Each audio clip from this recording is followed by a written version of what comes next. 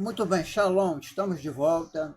Nós estamos estudando o livro do Apocalipse. Sou o pastor Mário Teixeira e eu quero estar falando com vocês, continuando sobre as 7 igrejas que estamos estudando, que é do capítulo 1 ao 3, 22, que são as 7 igrejas da Ásia Menor. Hoje nós estamos especificamente falando da igreja de Éfeso.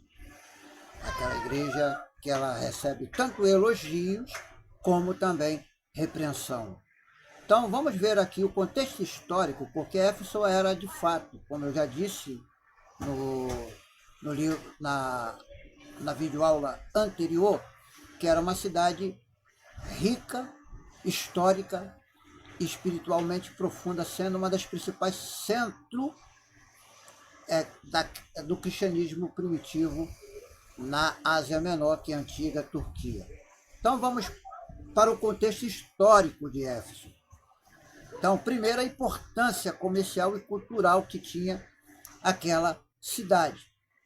Ela tinha uma localização muito boa, que ela era situada na costa oeste da Ásia Menor e era uma cidade importante porque ela era uma cidade portuária e o centro comercial daquela época. Sua localização era uma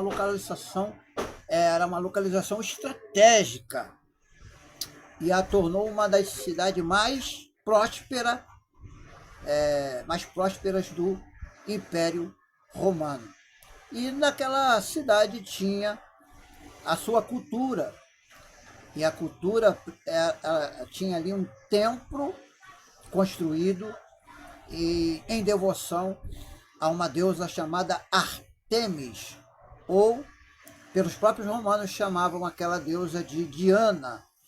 Então ela era famosa por esse templo. E esse templo foi uma das 7 maravilhas do mundo antigo. O culto a Artemis atraiu muitos peregrinos e contribuiu muito para a economia daquela cidade, daquele local. Então, também tinha ali sobre a questão da vida social e política que tinha naquela cidade. Então, ela era multiculturalidades. Éfeso era uma cidade cosmopolita, com uma população diversificada, porque incluía tanto gregos, romanos, judeus e outras raças que tinham ali, que refletiam a pluralidade religiosa e a cultura que tinha naquela época. Outra coisa importante é a influência que o Império Romano tinha ali, porque Éfeso estava sob o domínio do Império Romano. A cidade floresceu ainda mais com as grandes construções que foram feitas ali, como um teatro de Éfeso, que podia acomodar cerca de 25 mil espectadores, e a biblioteca de Celso, uma das mais importantes do mundo antigo, perdendo apenas para a biblioteca de Alexandria. Então, são informações muito importantes para que você possa pesquisar e estudar aí na sua casa. Então, o contexto espiritual e bíblico. Primeiro, Paulo em Éfeso. O apóstolo Paulo, ele teve um ministério significativo em Éfeso. Ele pregou por cerca de 3 anos ali naquele lugar, conforme nós vamos ler aqui na Bíblia. Não vou ler com vocês o texto, mas você pode ler aí na sua casa, Atos dos Apóstolos, capítulo 19, dos versículos 1 ao 41. Vai contar a história de Paulo pregando nessa cidade. Durante o seu tempo ali, Paulo enfrentou oposições de homens de povoados do lugar, daquele local. o que se beneficiava economicamente do culto de Artemis, Paulo também estabeleceu a igreja em Éfeso, que se tornou um centro vital para o cristianismo naquela região. Então, você pode ver ali que Paulo escreve para lá cartas e epístola. Paulo escreveu a primeira carta aos Coríntios morando na cidade de Éfeso. E mais tarde enviou a epístola aos Efésios, que é rica em ensinamento sobre a unidade da igreja, a vida cristã e a batalha espiritual. Então, o foco do apóstolo Paulo era sempre unificar os cristãos que eram perseguidos naquela época. A igreja de Éfeso em Apocalipse. No livro do Apocalipse, a igreja de Éfeso é a primeira das 7 igrejas e recebe uma mensagem, apesar de suas boas obras e dedicação à doutrina, porque ela se dedicava, ela tinha uma boa obra, ela também é advertida por ter abandonado o seu primeiro amor. Esta mensagem ressalta a importância de não manter a ortodoxia doutrinária. O que nós estamos vendo que as pessoas estão mudando muito a questão doutrinária da igreja. E o próprio Senhor Jesus já enviou a carta fazendo advertência sobre isso. Éfeso representa uma igreja comprometida com a verdade e com a obra de Deus, mas que corre o risco de perder o fervor e a paixão que originalmente a motivou.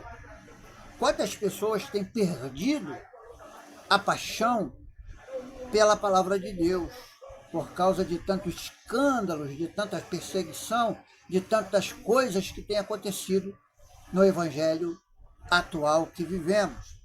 A advertência para aquela igreja serve como um lembrete para nós, para que todos os cristãos que necessitam de manter uma devoção sincera e apaixonada pelo evangelho, além de uma adesão correta com a doutrina fiel e verdadeira, que é a palavra de Deus. Não existe doutrina bíblica fora da palavra de Deus.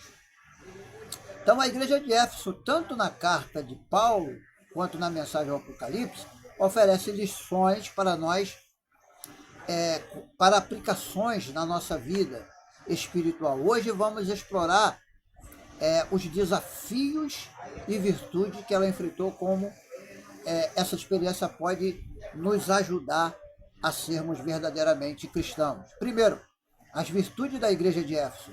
Primeiro, era uma igreja que tinha fidelidade à verdade. Primeiro, ele tinha um discernimento doutrinário. A igreja de Éfeso foi elogiada por sua capacidade de discernir a verdade e rejeitar as falsas doutrinas.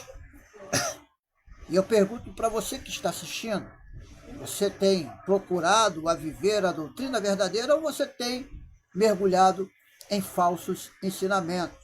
Então, eles não toleravam aqueles que autodenominavam apóstolos. Olha que perigo, as pessoas se denominavam que eram apóstolos, mas na verdade não eram mentirosos, conforme nós lemos em Apocalipse 2, versículo 2. Então, o que nós estamos vendo hoje na modernidade? Muita gente se titulando apóstolos e estão passando por cima do real requisito para o apostolado, porque o apostolado, na realidade, foi dado àqueles que caminharam com o Senhor, que seguiram o Senhor, que estiveram próximo do Senhor. Aí você pode dizer, mas e Paulo? Paulo teve uma revelação de Cristo no caminho de Damasco. E Paulo defende o seu chamado apostólico, em que muitos daquela época não o reconheciam. Ele é conhecido por nós como apóstolo dos gentios.